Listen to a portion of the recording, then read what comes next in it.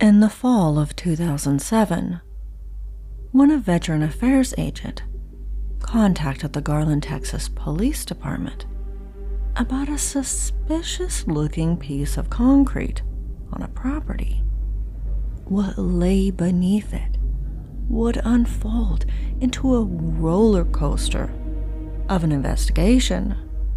A missing person whose family didn't realize that they had disappeared. A mysterious woman who claimed to be the home's new owner. And the revealing of one of the most diabolical plots of murder.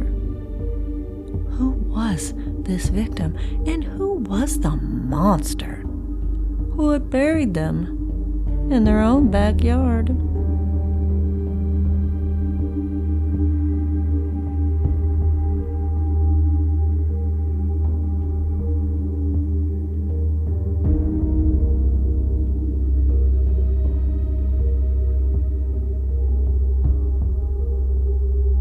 Hello, and welcome to Shades of Murder. I am your host, Alita Caldwell.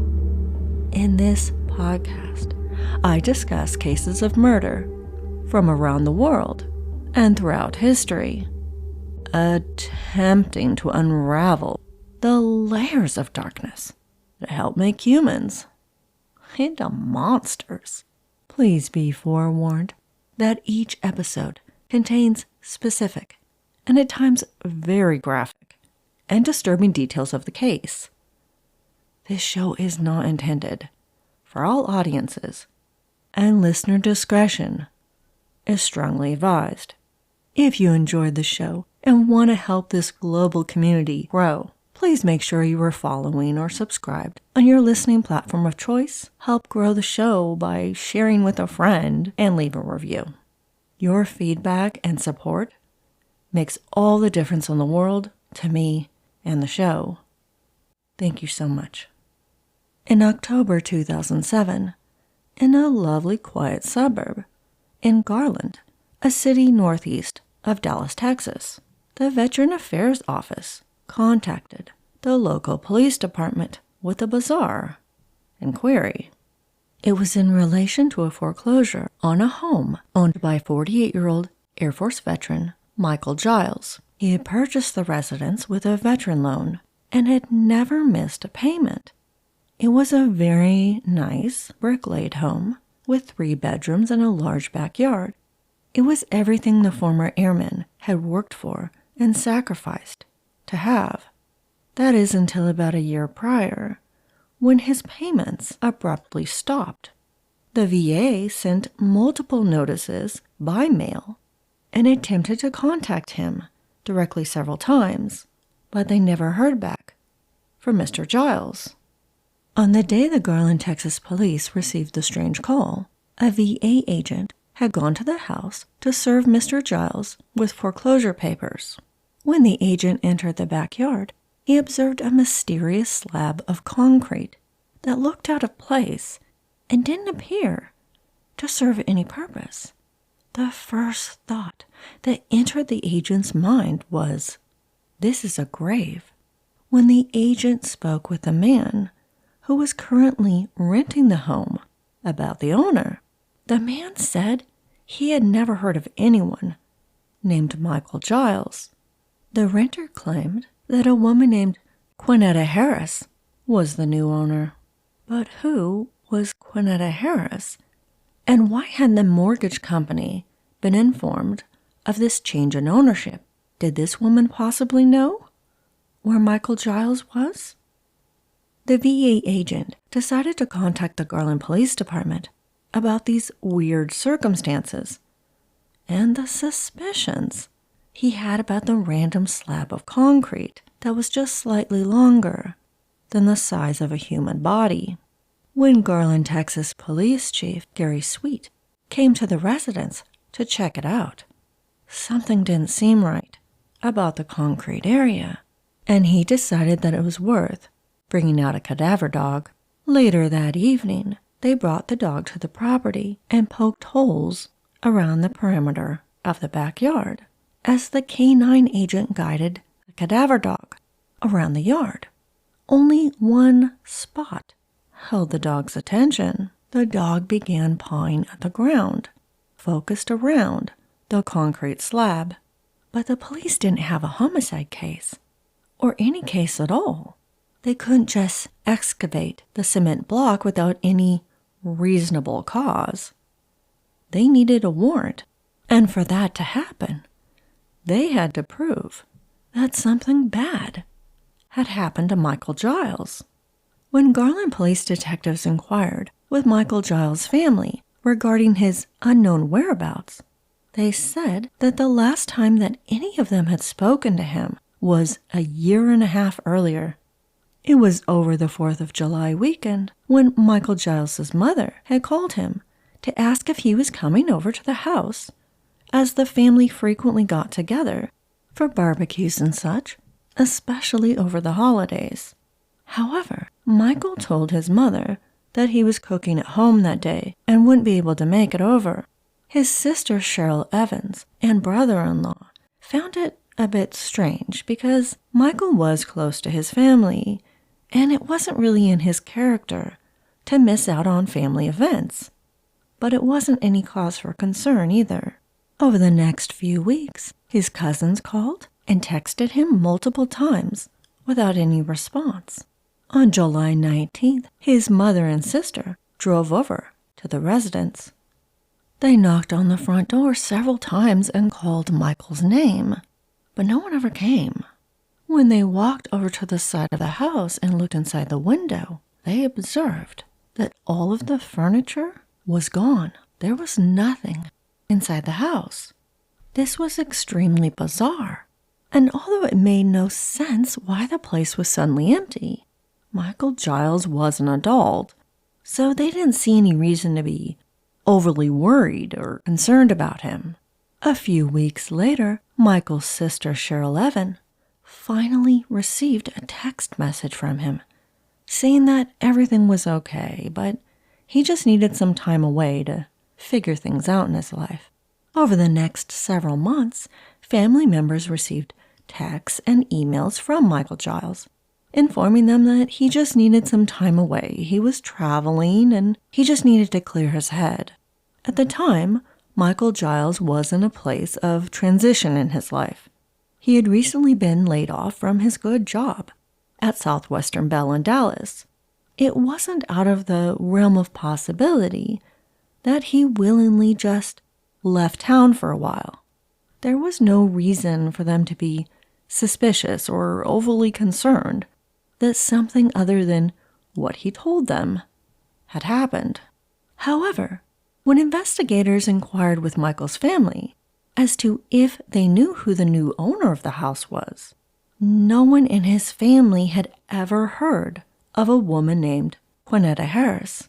This still didn't raise alarm bells for them necessarily, though, because Michael Giles was known for being a very private person, especially when it came to women he dated.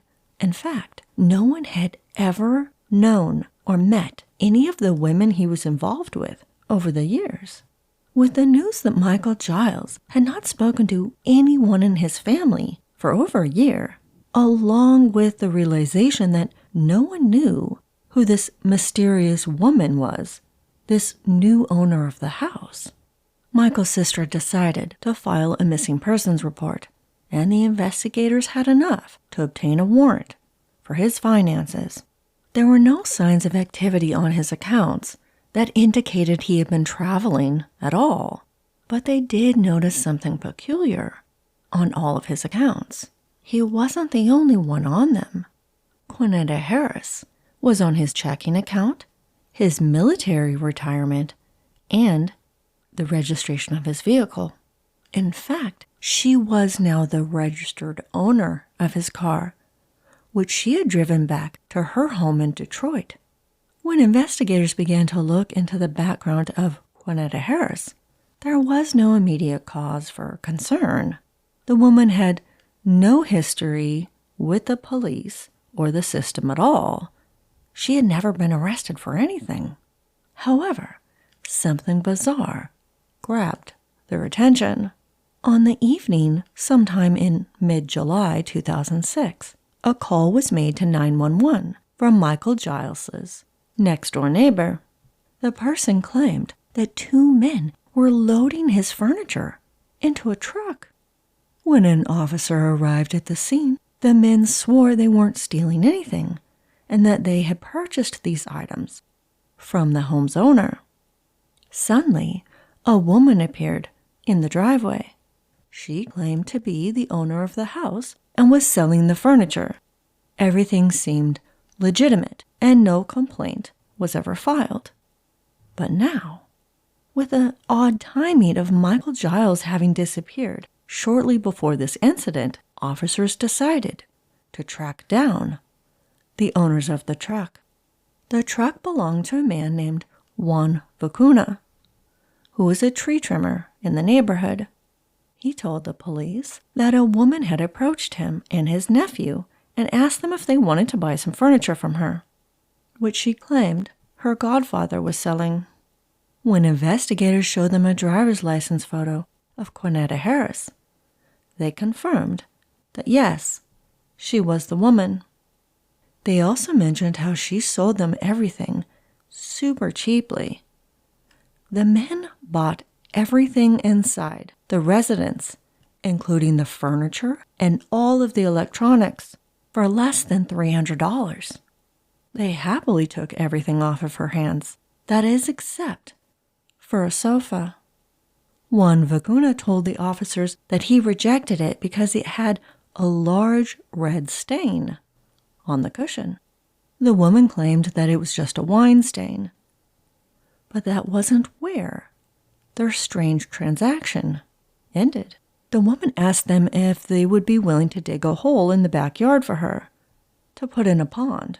When they arrived at the residence, she initially requested a hole to be dug in a different area of the yard, but there were wires there, so she had them dig the hole for the supposed pond up against the back of the house, which they found to be strange. When the men asked her how large she needed the hole to be, Kwaneta answered, "About as big as me."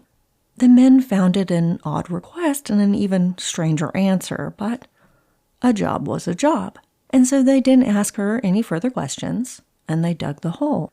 In private, though, they joked around, asking, "I wonder whose grave we're digging." Now, a little more than a year after the hole was dug, the VA agent serving foreclosure papers on the house had stumbled upon this strange section of concrete that just didn't fit with the landscape in the yard. There didn't seem to be any logical purpose for its existence. And now, investigators finally had enough evidence to obtain a search warrant and excavate the suspiciously placed cement section in the backyard.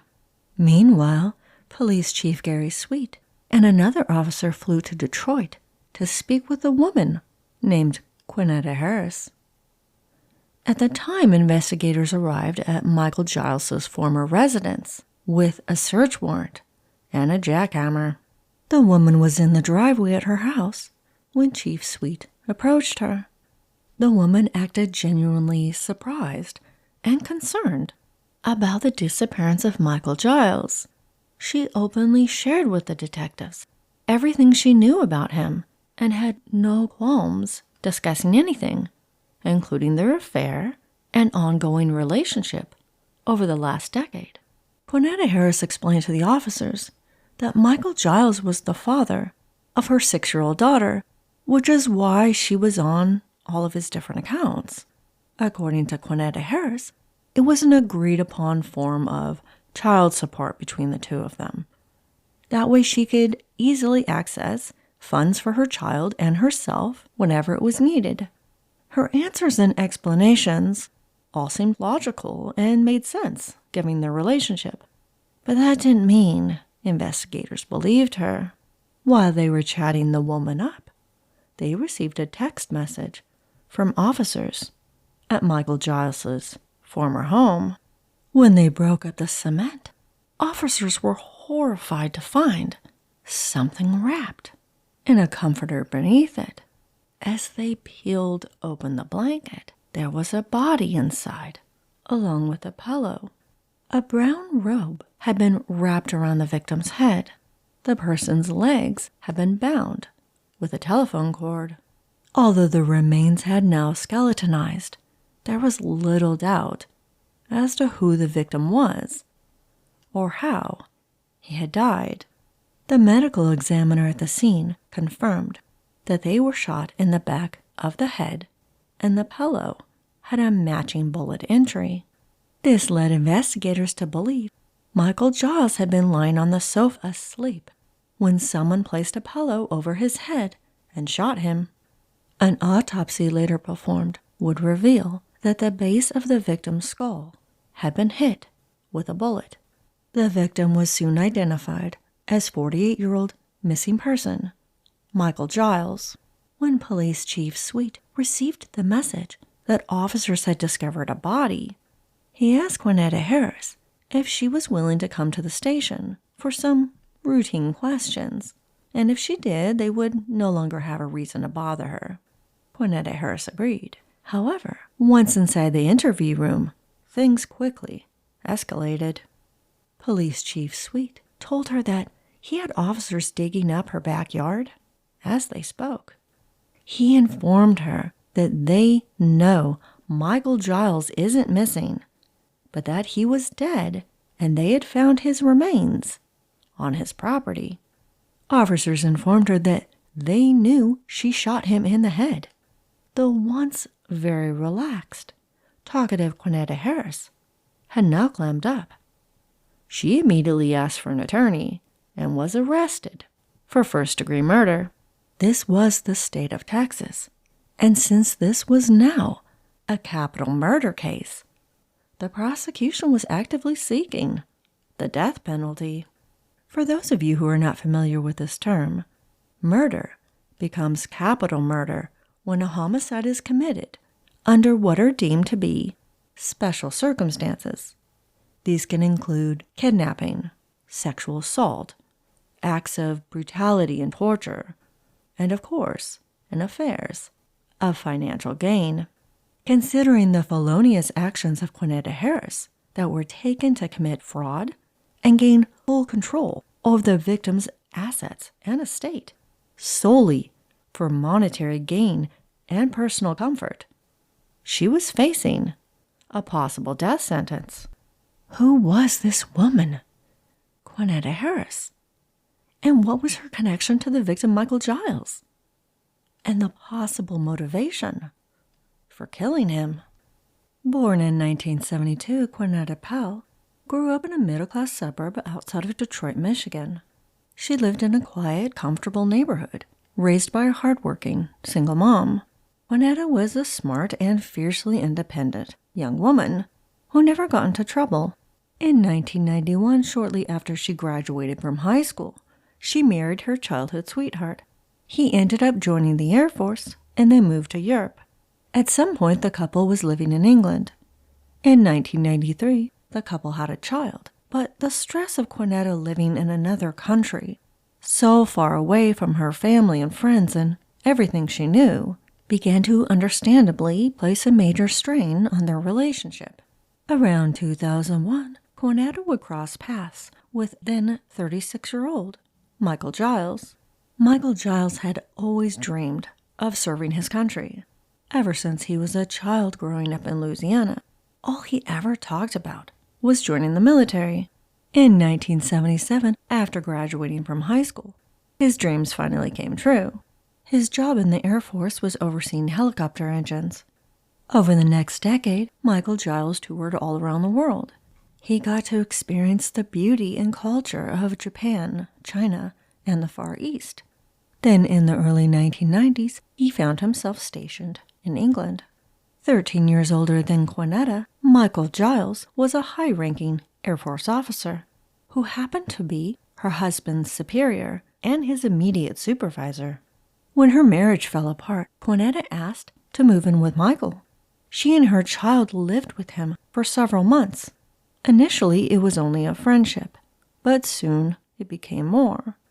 According to Kwaneta's former spouse, it wasn't an issue of conflict because their relationship had been in decline for some time. But things between Kwaneta and Michael Giles didn't last very long either, and she decided to leave England and return home to Detroit. In 1996, Kwaneta filed for divorce and returned to school to pursue her nursing degree. She became a registered nurse and was actively working in the Detroit area. Kwaneta had multiple relationships over the years and even had a daughter in 2001. But as Kwaneta became older, she grew more frustrated and overwhelmed. She was working very long hours as a single mother of 2 small children. She felt like she had missed out on being young and going out and having fun and just enjoying life. When Kwaneta turned 30 in 2002, she decided that she had just not had enough fun in her years as a young woman, and she wanted something more for herself. Once again, Kwaneta's path would cross that of Michael Giles. During this time, 43-year-old Michael Giles had retired from the Air Force after serving 20 years and was working for Southwestern Bell in Dallas. Michael Giles had also been working on advancing his higher education, taking online classes to earn a master's degree. Between his career at Southwestern Bell and his military pension, Michael Giles could afford a very comfortable lifestyle. During the period when Kwaneta Harris would re-enter his orbit, Michael Giles was a bit standoffish, even skeptical towards dating and women in general. According to his family, Michael was known for being frugal, even a little tight, and although he dated, it was only casually. According to Kwaneta Harris, one day while she was in Dallas, Michael Giles reached out to her, and they soon rekindled their relationship. Michael regularly flew her out to Dallas and would put her up in a nice hotel where they would spend the weekend going out to dinner, seeing sights, and romancing one another. For Kwaneta, it was a much-needed escape from her days and nights of being a hard-working single mother, and she didn't want to let it go. But, at least for Kwaneta, this relationship was not monogamous, and she carried on a fling with a man named DeAndre Knight back in Detroit. Over the next 5 years, Kwaneta and Michael Giles had an on-again, off-again romance, while he lived outside of Dallas and she resided in Detroit. Something happened in early July 2006, though, between the couple that would unravel into a series of premeditated acts that can only be fairly and accurately described as diabolical. The same day Kwaneta Harris was arrested for the murder of Michael Giles, police officers entered her mother's house in Detroit with a search warrant. Inside, near her bed, they found Michael's credit cards, his checkbook, his social security card, his cell phone, and his computer information. Google searches revealed the degree of Kwaneta Harris's involvement in his death and the depths of her depravity. There were searches for how to clean blood off a couch, how to bury a body, and how to use voice-altering equipment. Officers also located a book with all of Michael Giles's passwords. Over the last year and a half, Kwaneta Harris had begun to liquidate all of Michael Giles's assets. This wasn't a small, trivial amount of money to help herself and her family scrape by. She wasn't using the money to provide food and have a roof over their heads. She had drained $200,000 from his accounts, including his military retirement, mind you, in 15 months. Law enforcement also located 9mm bullets at the residence, the same type of bullets that had been used to kill Michael Giles, but the murder weapon was never found. Most of the financial transactions were easily done, even effortlessly so, online or over the phone, with the help of her device that she had bought to alter her voice. No further verification was needed. However, something didn't add up to the detectives. For Kwaneta Harris to have legally been placed on the financial accounts of Michael Giles, the bank would need to obtain authorization from Michael Giles in person. It was learned that Kwaneta Harris informed the bank that Michael Giles wasn't able to come into the bank to meet with his financial planner in person because he had suffered a terrible accident. She was, in fact, nursing Michael Giles back to health at her mother's home in Detroit. The financial planner said he was more than happy to come to her place to meet Michael Giles. When he visited her home, a man was lying in a hospital bed in the middle of the living room. The man was barely recognizable from the accident. He had so many injuries his entire face was covered up with bandages, which concealed it. The man could barely speak or communicate at all, but amazingly, he could still hold a pen, and approved Kwaneta Harris to be on all of his accounts. During their investigation, detectives had learned there was another man in Kwaneta Harris's life, Deandra Knight, a man whom she had known since high school. When detectives thought about who this mystery man could be, only one name sprang to mind. On their second trip to Detroit, investigators interviewed Mr. Deandra Knight. He openly confessed to them that he pulled off scams with Kwaneta, multiple ones at that, but he swore he had no involvement in or knowledge of Michael Giles' murder. Before her murder trial, Kwaneta Harris was back in Dallas, but she was not behind bars. She had been offered bail under the restriction of remaining in Dallas County. The bail company had even provided her with a nice apartment to stay in. Over the next couple of months, while Kwaneta Harris was out on bail, the Garland, Texas Police Department received several anonymous tips from individuals who provided the detectives with very specific information, details around the homicide. All of these tips clearly indicated that Kwaneta Harris wasn't behind his murder. One call even claimed that two men named Juan and Vic were behind his death. Interestingly, these were the same names of the men who had bought the furniture and dug the hole. Then one day, the investigation took a surprising and baffling turn. On April 24, 2008, a young woman entered the Dallas County courtroom and made a startling confession. Judge Andy Chatham, who would be the presiding judge over Kwaneta Harris's trial, was in a hearing for another case when the courtroom was disrupted by a young woman who approached one of the bailiffs. Since the hearing had been noticeably interrupted by this woman whispering inside the bailiff's ear, Judge Chatham halted the process and asked what was so important. The woman asked the judge if he knew who Kwaneta Harris was, and when he replied that he did, she told him he had the wrong lady because she was the one who did it. She killed Michael Giles. The woman was identified as 19-year-old Erica Flores.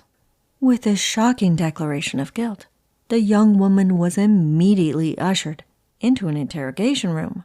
She was faced with puzzled prosecutors and investigators. They listened as this meek, very soft-spoken lady told them how she and these two guys, named Juan and Vic, were all hanging around together one day when they decided they wanted to rob someone. So, according to Erica Flores, the three of them went to a grocery store nearby to find their target. There, they saw Michael Giles alone, so they followed him back to his house. They snuck behind him as he carried his bags of groceries inside, and then Erica shot him.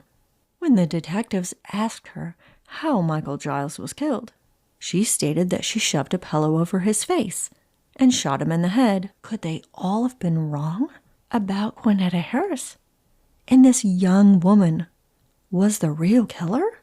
When Detective Sweet asked Erica Flores to describe her accomplice, Juan, she said he was about 19 years old.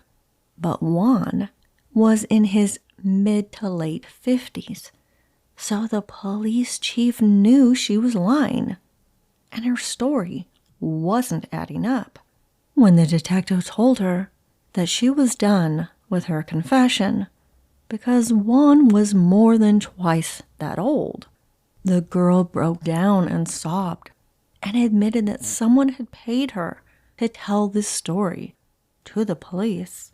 The detectives were shocked and dumbfounded at the tale she revealed. Erica Flores told officers how she had received a call from a woman with a unique accent, possibly Jamaican. Erica had recently applied for a private investigation job online, and the woman told her that she had looked at her resume and wanted to meet her at the El Centro College Library for an interview. The woman there she met told her that the job was an experiment of sorts, part of a secret government investigation. She told Erica that it was part of a probe into how different detectives treated white offenders versus black offenders. As part of this secret investigation, they were hiring individuals to confess to different crimes. Her interviewer went on to tell her how she will be arrested for homicide, but after 2 to 3 days in jail, the organization will come free her. Erica was told she would be paid $1,200 for participating in the experiment.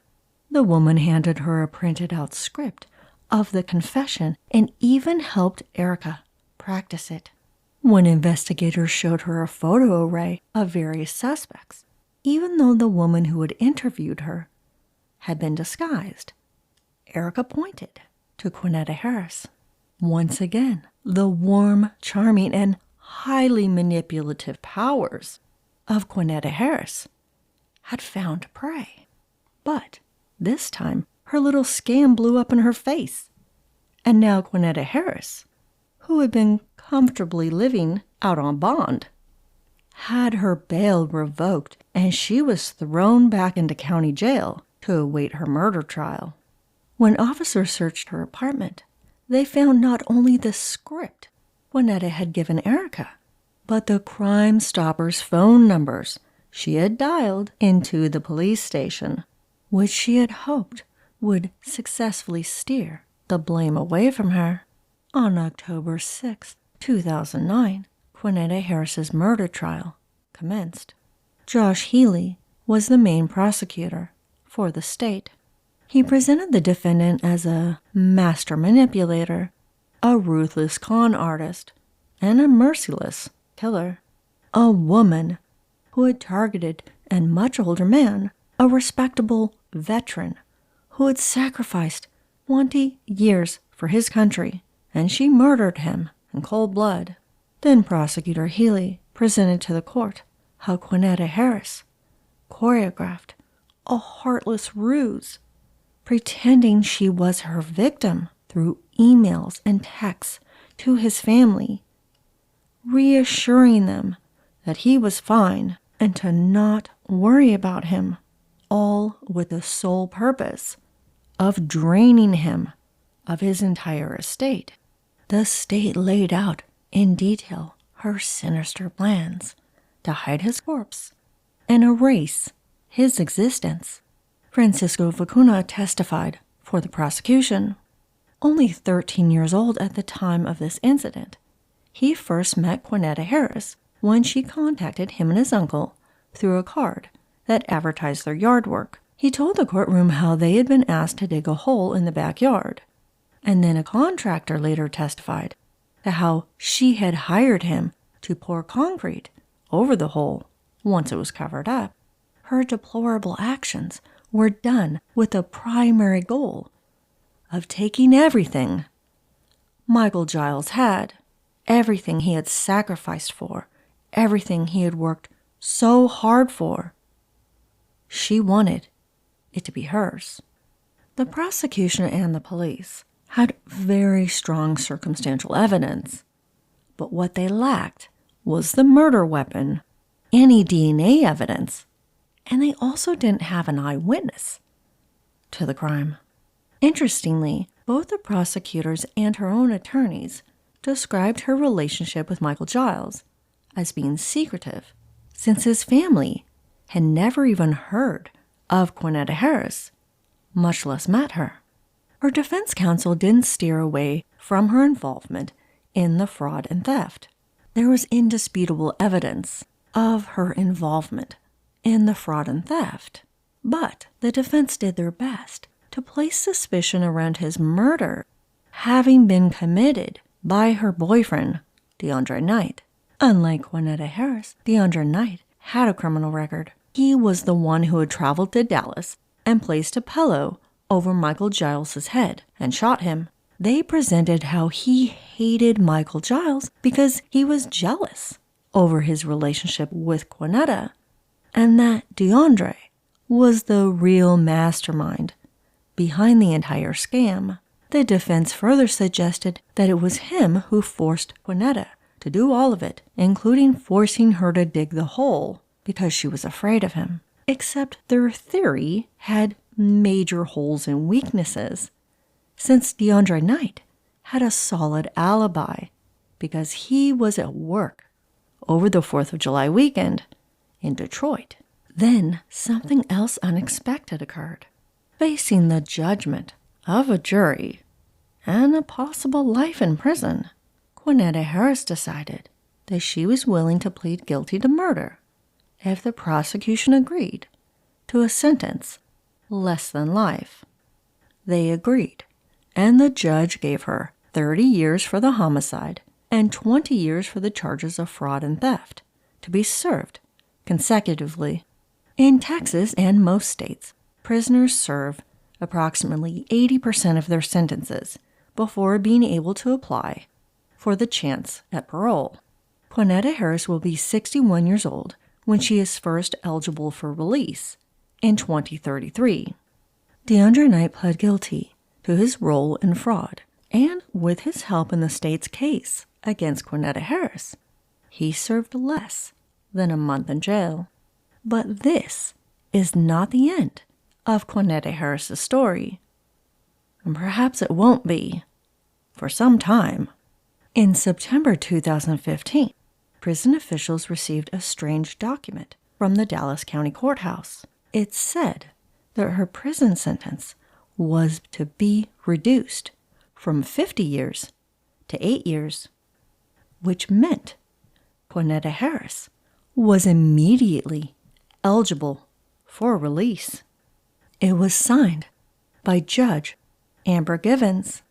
When the prison contacted the Dallas County Court to confirm its legitimacy, they were informed that the form was a forgery, and due to security concerns, no further details were provided.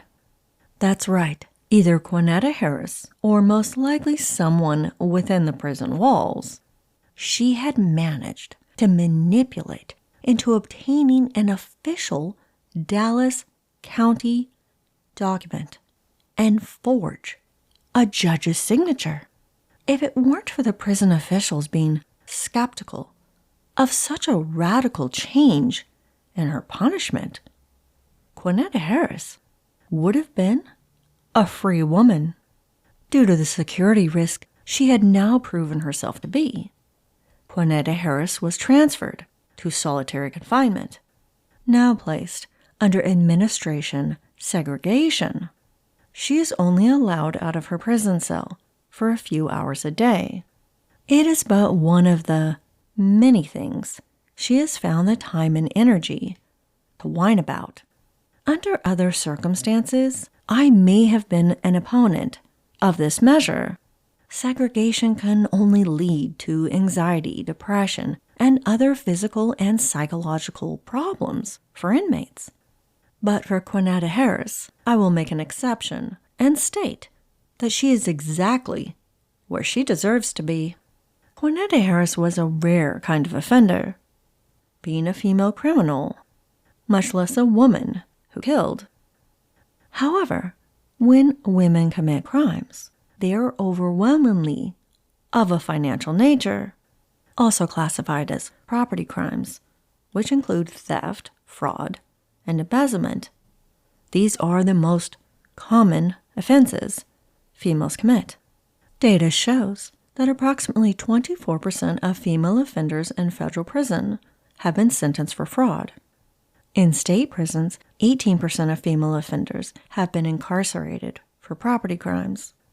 In fact, for both male and female offenders convicted of crimes involving embezzlement specifically, females comprised 57.2%.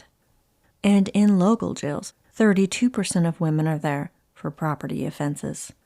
Now, research has supported that females involved in these kinds of crimes are often involved in a way to support their families due to lack of opportunities to advance or earn a solid income, with their gender or marginalization in some other way being cited as an element. It sounds like an excuse to me, a justification by female offenders to commit financial crimes, when in reality this is a reflection of their greed and poor moral character. Women who commit financially motivated homicide are extremely rare, and there is no known correlation between women who kill for money and victims of domestic violence. Now, ever since she was sentenced to 50 years in prison, Kwaneta Harris has said that her defense counsel didn't want her on the stand, so she never got to tell her truth. According to Kwaneta Harris, she acted in self-defense and murdered Michael Giles because she had been a victim of intimate partner violence over the years. I would normally tend to default to believing people when they claim to be victims of abuse and violence. It's disgusting to me when I think that someone would accuse someone of violence that never happened to them, when there are so many people, especially females, who suffer from violence and abuse at the hands of the men and women in their lives. But these lies happen more than society wants to realize. And in the case of Kwaneta Harris, her actions and crimes don't equate to being a victim of domestic abuse. Even hypothetically, if I did believe that Michael Giles wasn't such a nice guy, that he was abusive toward her in some way, whether physically or psychologically, or maybe both, the sequence of events that led up to her arrest and plea deal doesn't describe a woman who was being victimized, living in fear, and had no other choice but to fight back and end the abuse in a moment of terror and desperation. Her actions they personify the complete opposite. And her claims of being a victim of abuse harm women's stories of survival and escape from their abuser, some of whom have committed murder to end the cycle of violence. There is an ongoing criminalization of survival amongst women who have killed their abusers or have found themselves incarcerated for other crimes. The rate of females in American prisons in particular who have been victims of violence and abuse is astronomically high. There are currently 190,000 women in jail or prison, and roughly 800,000 more on probation or parole. Some data indicates that as high as 95% of females who are incarcerated have been victims of domestic or sexual violence at some period in their lives. For women who have committed homicide, more than 23% of their victims were their abusers.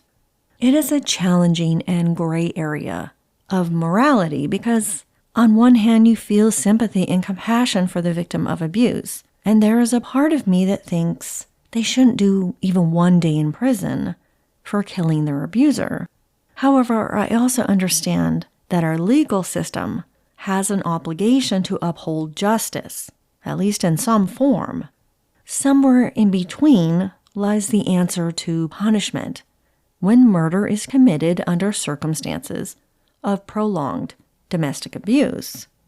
The issue, and thus the obstacle in criminal cases, is whether the woman believed she was directly in danger at the time of the murder, or if it occurred at a time when she wasn't being actively abused but wanted to prevent it from happening again. This is why it is so difficult to prove cases of self-defense at times, versus what ends up being presented by prosecutors as premeditated murders. But Kwaneta Harris wasn't a victim of domestic violence and abuse. There is absolutely nothing that supports her claim. Now, I acknowledge that countless victims suffer in silence, but this woman was no one's victim. She was a profit predator who knew exactly how to use her skills to get what she wanted. Kwaneta Harris was a beautiful, strong, independent, and highly intelligent woman who was not dependent on any man. She was involved with 2 men at the time she killed her alleged abuser, neither of whom she lived with. Kwaneta and Michael lived in different states at the time of the incident. How does that make any sense, to kill Michael Giles under these circumstances if she had been a victim of intimate partner violence? It has been documented that Kwaneta Harris is a renowned prison journalist. How can anyone, much less reputable sources of journalism, deny the degrees of depravity this woman sank to? Do they even know the details of her crimes? Have they even taken the time to research her case and the diabolical steps she took to conceal this innocent man's murder and take over his identity, his entire life? Nothing has stopped this woman from using her voice to spread her story, which is full of nothing but reprehensible lies. When I read about how she continues to use her voice from bars to place into the spotlight the horrendous prison conditions, lack of resources and support, and the vilification of female victims, it makes me nauseated. These issues are critical to discuss to help raise awareness around their prevalence in the system and ignite real change across the institutions. But Kwaneta Harris is the last person who deserves to use her voice to carry it and represent victims. Should prisoners be allowed to share their stories and be published? Yes, of course. There are many women and men whose life experiences are important to share, to spread as tales of caution, and to raise awareness of the many disparities and injustices that continue to exist within all of our societal institutions, and especially the criminal justice system. It makes me sick and how she has become a role model for female prisoners. She is not a role model for anyone but a fellow con artist. She is not a victim of the system. She is not a victim of domestic violence. She didn't murder Michael Giles in self-defense. If she had, it wouldn't have been her priority to then bleed him dry of all of his assets, along with the help of her new boyfriend, and viciously fool his family into believing he was alive.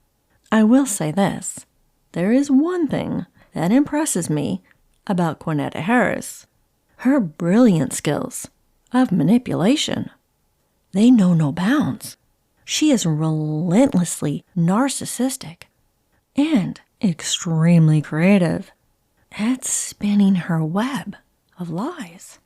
She is a skilled psychotic that even from her prison cell, she continues to find ways to get people to listen to her and care about what happens to her. Kwaneta Harris is not a pushover. She is not a fragile, weak victim. She is a skilled, narcissistic psychopath whom I have little doubt that if she were released from prison, she would find a new mark and kill again. Nothing can change the facts of her story. The way she spins it to elicit compassion and support for her slate in life is nothing short of amazing.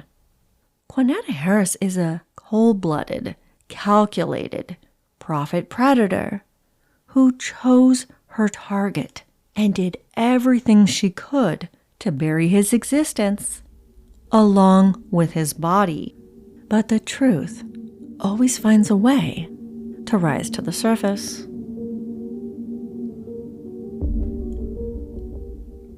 Thank you so much for listening. I hope you enjoyed this wild web of deceit spun by Kwaneta Harris. If you have any questions, comments, or ideas for future episodes, I would love to hear from you. Please reach out. You can find my contact information in the episode description. Until next time, stay safe and watch out for shades of murder happening in the streets next door, especially inside your own home. Shades of Murder is created, researched, written, and edited by Alita Caldwell. Original music, Stranger, composed by Stereo Code.